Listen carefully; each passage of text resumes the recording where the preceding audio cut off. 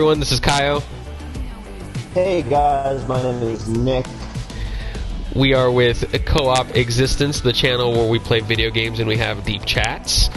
Today, we're going to be having a deep chat, but before we get into that, I just wanted to remind everyone that we're currently having a subscriber giveaway. And if you've ever wanted a chance to win a PlayStation 5, here is that chance. For more information, click the video that's linked in our description below, and let's jump into it. Nick, can I tell you how I'm feeling? Please do. Today sucks, dude. I woke up this morning feeling super, super depressed, and I don't know where it's coming from, but my wife and I have been having a lot of conversations recently on just like, so with COVID-19 hitting the world, we had the home for the better part of 6 to 7 months, right? So almost the entire year we've been working from home, which is not really an experience that we've ever had before. And what we found was not only were we super productive when we were working from home, but then we also had the control and the freedom to be able to do kind of whatever we wanted to. Yeah.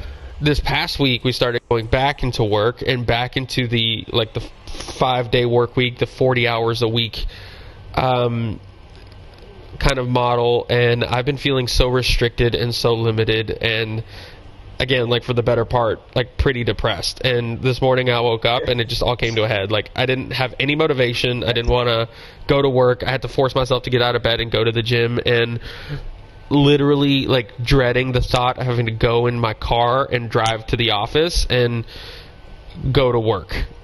That's what you were saying. Well, I find it completely shocking that you would dread waking up to do, to spend 90% of your time doing something you don't want to do. I mean, crazy concept, right? Yeah, it's crazy because like that's just the world that we live in, right? And yesterday we talked about like the 5-day work week and how unnatural it is, and we were having a conversation. You talked about like the evolution of like humanity as you kind of start to wake up to the simulation that we're living in, and like how so much of what we believe is a social construct. And I think, like, I don't know, like, what can you kind of like refresh my memory on that? Yeah, for sure. Well, I think firstly, we as a species we kind of accept so many things just because it is. There's a very famous story where a mom is cooking a turkey, right? And she cuts the turkey in half and she puts it in the oven, and then her daughter asks her, "Mom, why do you cut the turkey in half before you cook it?" Mm-hmm. And then she says, "Well, it's because that's the way my mother did it." And then so they go ask grandma, "Hey grandma, why do you cut the turkey in half before you cook it?" And then they say, "I don't know, but that's what my grandmother did, or that's what my mother did." So they go to that great grandmother and they ask her, "Hey great grandma, why do we cut the turkey in half before we cook it?" And then great grandma says, "Well, it's because my stove was too small to cook an entire turkey in." So now three generations later, you have this family cutting a turkey in half religiously every time before they cook it, because that's what you do, and it's just the way it's done. And in a similar sense, it's the same with us. We're raised in the 5-day work week, and we show up to it and we go, "This is just the way it's done." We don't question it, we don't think about it. And but for some reason you look at you know what I mean, none of it makes us happy working a 5-day work week, because it feels like modern day slavery. I mentioned that a big part of that was the fact that Henry Ford, which is a man who wasn't, like, he didn't die all too long ago. Like it's pretty recent history. And this guy is the man who invented the 5-day work week. This man had a driver's license and an ID and had all these things. And a social security number. Social security number. And we today live off of one of his ideologies as if it's completely, it's law. It's complete dogma to us. Like, we just take it for what it is. We don't even consider that this guy might not have been completely correct in his in his thinking or his ideology. Yeah. And the concept being that as a species we weren't really made to survive the 5-day work week. We were, you know what I mean? Are you with me so far? Yeah, I'm following. So in the same breath, you look at our species, the human race, and recognize that our evolution to the point where we are right now is really quite recent on the evolutionary scale. Like we're pretty fresh. But there was very large leaps in our evolution real quickly. So we still have very deep inherent evolutionary biases and things stuck within us. For instance, our hunter-gatherer mentality is still pretty recent within our DNA.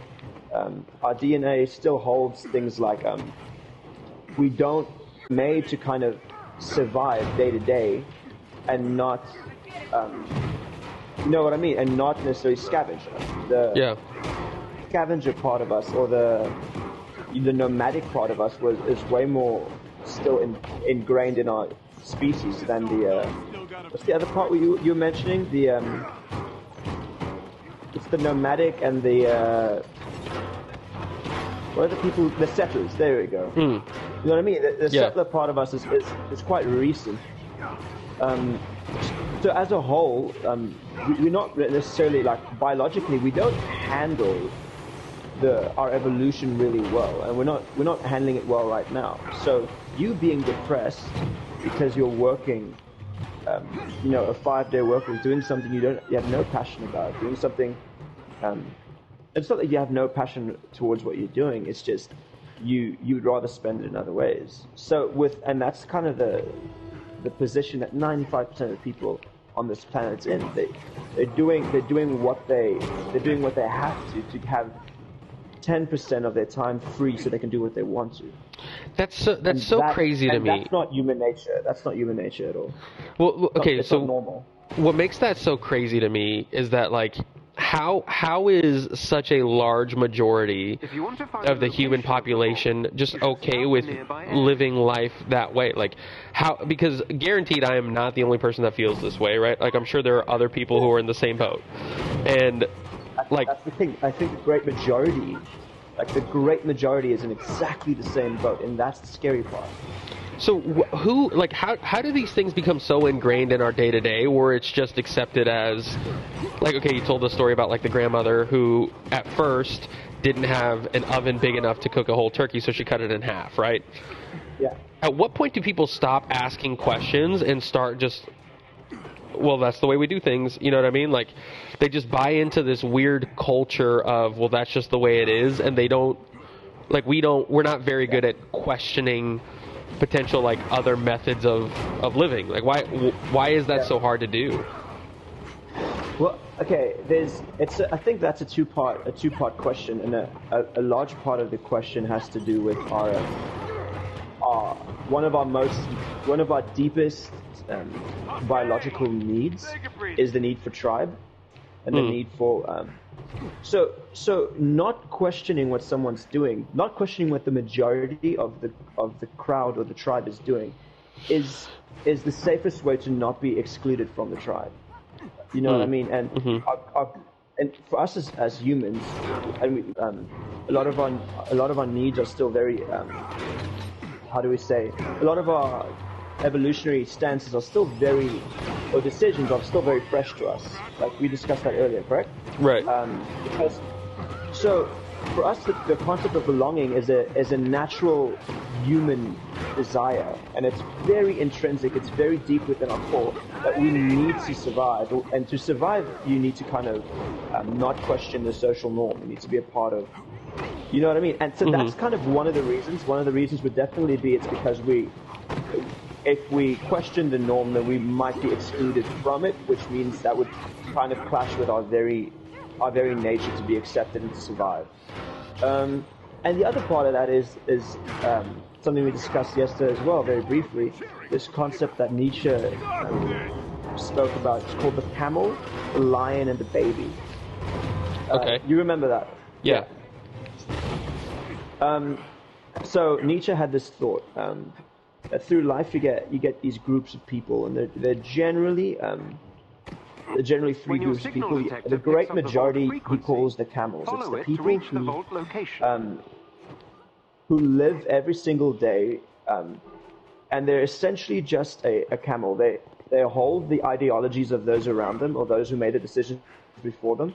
So these are the people. These are the people who never question why grandmother or why mom is, cutting the turkey in half. They never question it because there's just no need for it. And they accept every with no question, and they carry it around. They're not technically even a human. They're just, they're just this being carrying other people's ideologies, and they're completely happy to do so. It's just like this weird kind of like beast of burden mentality where you're just okay with the way that life is. 100%. Okay. I made the statement yesterday. You're a being. You're a, how do I say it? You're a piece of flesh, but you're actually human. You're carrying other people's thoughts, other people's ideologies, other people's beliefs. It has nothing to do with you, unfortunately. But anyway, the second one is the lion. Now the lion is this person who's gotten to the point where they realize that some stuff is not okay. They're living in a simulation. They're living in a matrix.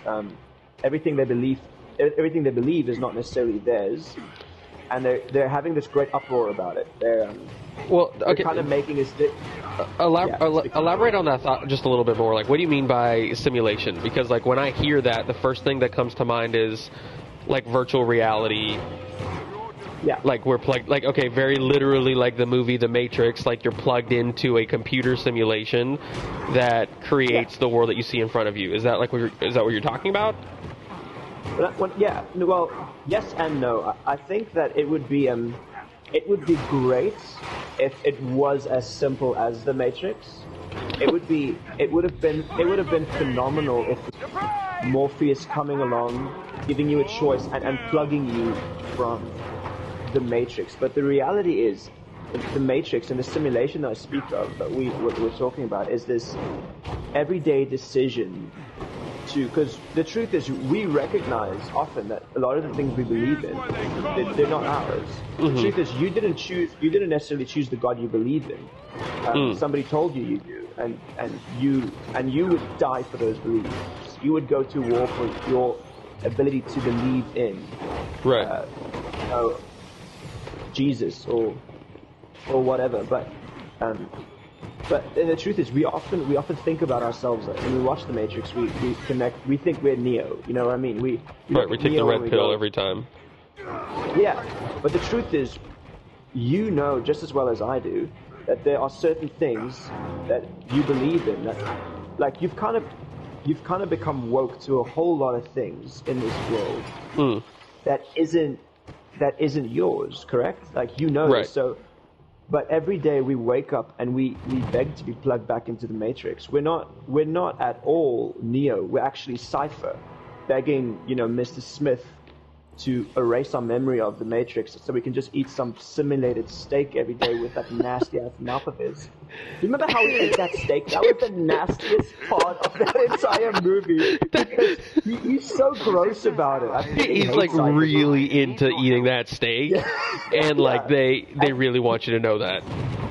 Yeah, and the worst part is he knows that steak doesn't exist. Right, but he's still indulging. Cypher, he's so 100%, and he's so happy to do so. He's so happy to go, oh my gosh, this is I just want to be lied to a little bit more, and that's us.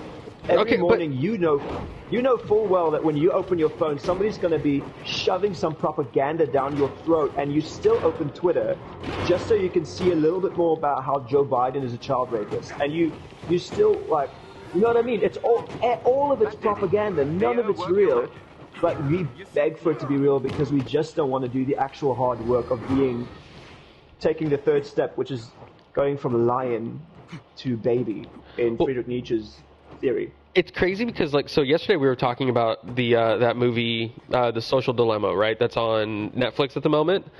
Yeah, phenomenal. And like the way they describe it is really interesting because they talk about these social media companies and these tech companies, right? And the way they lay it out, it's these companies, like somewhere along the line, people like humanity went from being the consumer to being the product, right? Like we are the thing that's now being sold. And the way that it's done is by selling information about us. So much so, and I really love the analogy that they use in The Social Dilemma, because they talk about like these companies will create a virtual avatar that represents you, right? Yeah, brilliant. And they can predict the things that you respond to. They can predict the things that you're interested in. They can predict the things that you want to buy. They can predict how to get you to buy those things. Yeah. And then with that information, they sell it to companies who have 0% interest in you as a person, and they use that information to like put in front of you whatever they need to in the moment to help push whatever agenda that is. So like if a company wants to sell you something and Facebook says, hey, I have this information on Kaio, like on me, and I know how to get him to buy the thing that you're selling, and I'll sell you that information for X amount of dollars. Yeah. And they do that, right? That's one of the reasons why, like, I think it was also in The Social Dilemma, they talk about how if something is free, it's because you're the thing being sold. Like, you are the commodity, right? And social media is 100% free because we are the thing that is being sold to companies, like through ad agencies or whatever you want. And what makes that really scary is, to go back to your analogy about the Matrix, is very literally, like, I think, again, like, when I hear simulation, the first thing I think of is, like, you put on a VR headset and you're in a different universe. But I think it's much scary because in that, like, to your point, like, if it were just the Matrix, you take the red pill and then you're woke and then you don't have to worry about it. Yeah.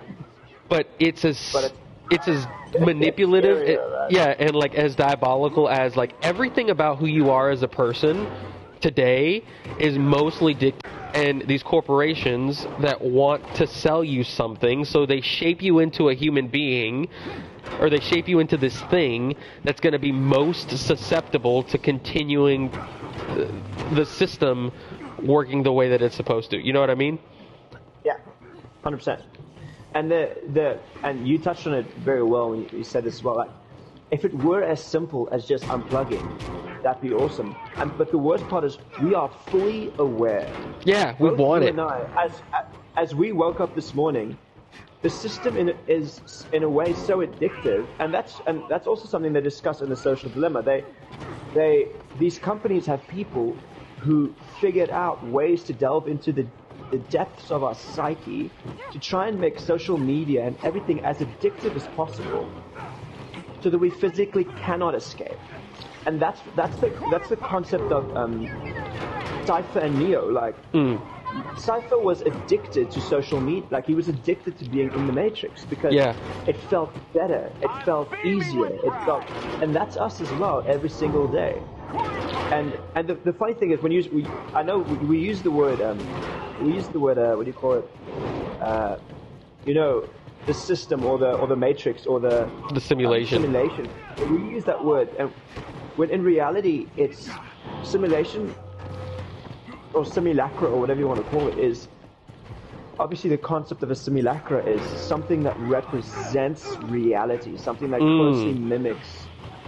closely enough mimics reality, but it isn't. Something that was made separate from reality, but it represents it. We look at something like the simulacra, which we're all in, and we want to be there because it looks better, or it looks prettier, and that's the thing. Like, you have a lot of these philosophers across the ages. They're all the people who've pointed it out.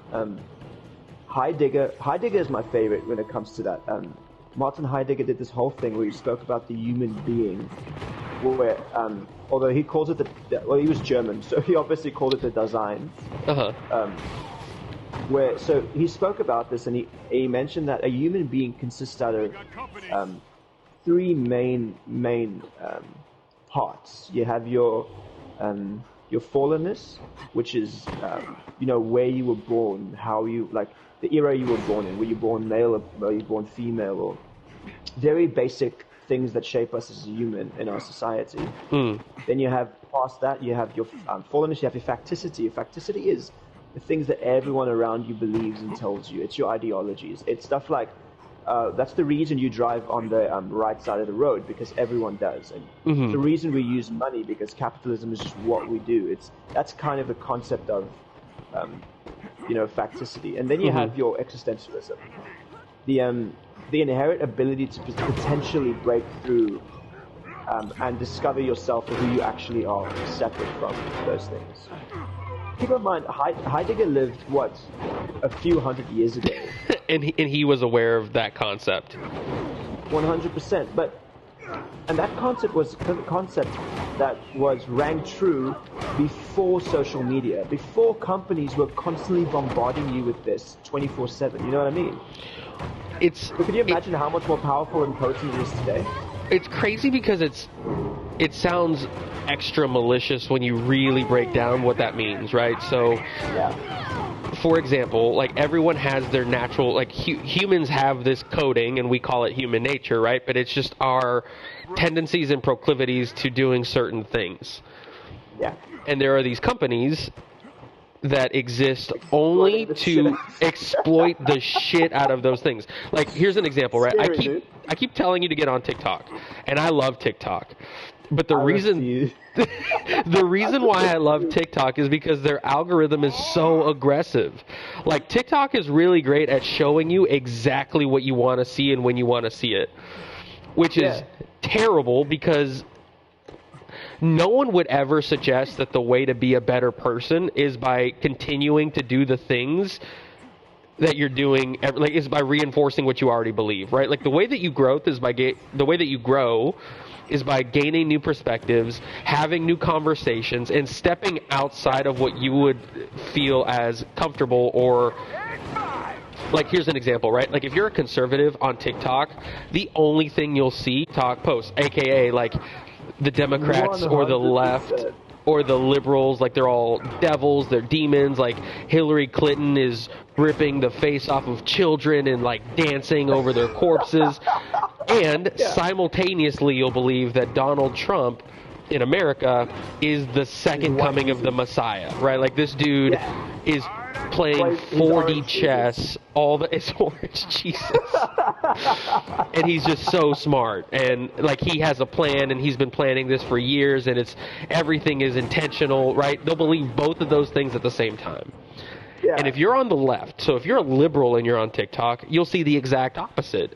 You'll see the fact that Donald Trump is a crazy white supremacist, racist who hates women and is out there to just rape and molest as many people as he can, and he's so divisive, and like, how dare this person who has literally never been involved in government, like, beyond the last 4 years, but is also single-handedly responsible for everything that's wrong in America today. And the only answer, like, the only solution is if you vote for sweet Uncle Joe, who could never harm anybody. Like, look at him. Like, he doesn't even know where he is half the time. How could he cause anyone any damage? Even though Joe Biden has been in the government for the past 47 years and is probably more accountable for some of the problems that we're facing today than Donald Trump could be, logically, because he hasn't been involved in government. Like, depending on what you like, TikTok will reinforce those beliefs. And the reason why it's so malicious is because it causes tribalism, to your point, and it just, like, it further divides people from being able to talk to each other, because all you ever see is what you already believe, and then you believe that even more, which means you don't want to listen to anybody who disagrees with you, because they've now just become the enemy, and how dare they not know any better. No, 100%. And I think the crazy thing is that the fact that we full well know these things, and I think a whole lot more people do. I think there's a whole lot more lines in this conversation than. And let's be real, like, this is something that's been going for hundreds of years.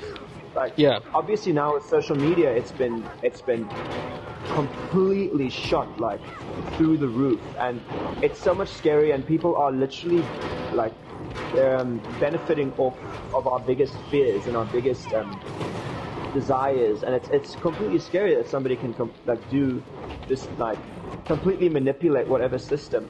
But my suggestion, and I said this to you yesterday as well, my suggestion would be that even the people who are rigging these systems and doing these things, even they to an extent are a victim of this program, this inherent human nature. I think human nature is the villain here. You know what I mean? Well, no, it can't be, right? Because like somebody is okay. Here's an example. Like you and I went to Bible college together, right? Time participated in a mega church, and we weren't just participating. We were very much involved in like several different like leadership positions. Yeah. And we knew like there was a degree of me all along, like in that stage of my life, where I knew it was total horseshit. But it was so uncomfortable for me to admit that to myself that I'd rather just believe it and then force other people to believe it too. AKA, like indoctrinate and insist that other people also be a part of that simulation. You know what I mean? Yeah.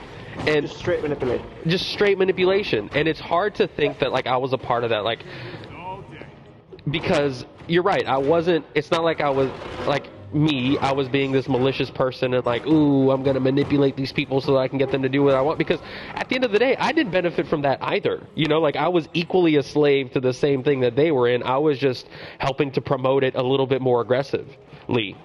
Yeah.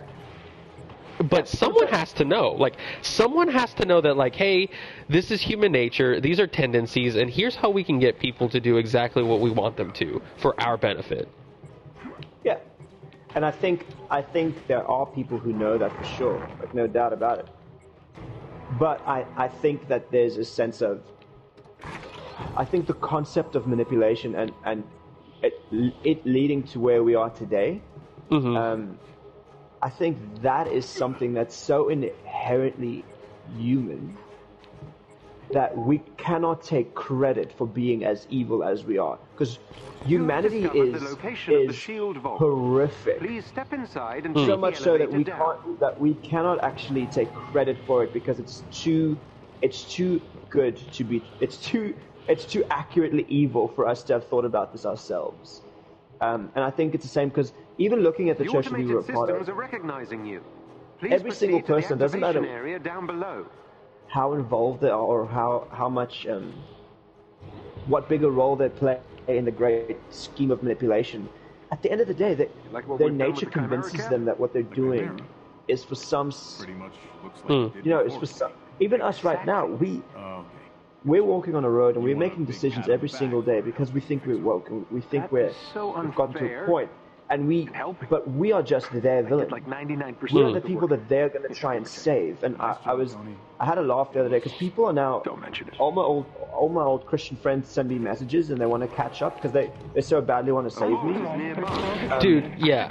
So when I kind of like distanced myself from that, so when I like moved back to the States and like just tried to kind of figure out where my life was at, the amount of people that reached out to me, to your point, to like to check in and to remind me that I was supposed to act a certain way because I was quote unquote a Christian, for no other reason other than to like keep me in line and keep me from stepping outside of, like from getting too far out of the simulate. Like, I hate to keep using that word, but like to keep me from like stepping so far out of the simulation. Like, these people kept reaching out to me and be like, hey, are you okay? It just doesn't sound like like what you're saying is concerning. Like, why is it concerning? Why, bitch? Like, because I'm being honest and like something that we all are aware of but no one is saying, and I'm like starting to say some of this out loud and now it's a problem. Yeah. Yeah, 100%. But I think that the point I'm trying to make is that we are still, doesn't matter our perspective, doesn't matter what it might be, would always be in contrast to someone else. And in reality, those people don't wake up in the morning and they go, wow, I love being a supervillain. They're like us. They pick up Mjolnir just like I do every day, and they try and be the hero they can be. They're just doing the best they can. You know what I mean? And I think it's, and I hate saying it, but it was it was the same with people like Adolf Hitler who did horrific things. But if you were to ask him, hey, what's up, bro? Like, do you think it? Yeah, like I obviously speak to Hitler like he's my mate. But if you were to ask Hitler, what are you doing? You're doing evil things. He'd be like, no, I'm saving the world. And he would authentically believe that he's saving the world. His sacrifice he's willing to make for the sake of the world just looks much worse than like living. But back to the whole camel, lion, and baby thing. Like, even when you look at Nietzsche's work when it comes to the baby, or the concept of the Übermensch or the Superman, which was his thing, the man above men. And Schopenhauer had a brilliant concept on that as well, called the will to life. We look at all these things, and everyone's trying to figure out what it will take to be the best man, or to change the world completely, and to do all these things. And the only difference is, like, some people's threshold for sacrifice just looks completely different. And, like, you mean like some people are willing to risk more? Yeah. And for their goal? For the goal of global salvation, I guess. But the point is, like, you wake up and you feel like absolute shit on a Tuesday morning because you're living in this life, and you believe there should be change, 100%, because we're all in the matrix, we're all in the simulation, and we all kind of know it. We're all, not all of us, but there's a great portion of us, they're so aware of it. That would be the lions, right? The lions, yeah. And yet, to get a world full of babies, a world that would be separated and above this simulation and whatever, get to that place, what would be the sacrifice? Because you had, or not necessarily even the sacrifice, but how will we get there? Like, because would we sacrifice capitalism for this world? Because, you know what I mean? Would we sacrifice a whole group of people? Do you kind of get what I'm saying? Like, yeah, it's scary because, like, you can see that kind of play out in the political landscape in the United States at the moment. So, like, there are two political parties. There are the conservatives or the Republicans on the right, and then you have the Democrats on the left. And typically, no one, like, very few people actually fall into the extremes of either group. I would argue that the majority of the people living in the United States at the moment are somewhere in the center, and maybe some are left of center and maybe some are right of center, but I would argue that they agree on more things than they disagree. You know what I mean? But and yet that's not what you see. You get told that, like, you get painted this picture that the majority is whatever extreme opposite. So, like, if you are on the left, if you get told that the opposing party are all extremely on the right. You know what I mean? And then vice versa. Like, if you're on the right, the opposition to you is the extreme left. And it's such a powerful tool for divisiveness that people will leave their homes and burn down their cities in a desperate act for change. But the people who are leading this thing don't get their hands dirty, right? Like,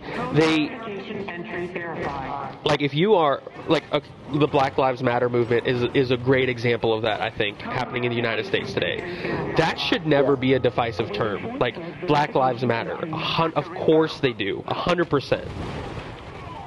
But what's happening now is that even that statement somehow is getting politicized. Because, like, what started as a cry for, like, injustice and, like, hey, something is wrong in the world and we need to change it, everyone got behind that. Yes, there needs to be change. And then someone snuck in there and said, yeah, and we need to donate all of our money to Joe Biden's campaign. And people were like, whoa. Yeah, and we need to burn down our cities. And people were like, whoa, ooh. Yeah, and we need to bring we need to overthrow our current system of government in the United States and replace it with Marxism. And then people were like, well, that's not what, like, we were just talking about, like, Black lives and, like, how there's so much injustice in our country and we can't talk about it, and somehow it's become this crazy divisive political thing and we can't even talk about it anymore. Yeah, which is scary. and which it's is unfair. which is scary. But I think that's kind of like what you're alluding to, right? Like, there are so many people who are frustrated and who are in that lion stage where they're waking up and they're realizing that something needs to change, but no one really knows what to do about it. And then you have these forces that are willing and able to manipulate that force, like when you think of lion and you think of like a lion's of aggression, manipulate that to fit their cause, and people are willing to listen because they're so desperate for change. 100%. I think, and this is, I think, coming down to a solution for the problem is particularly difficult.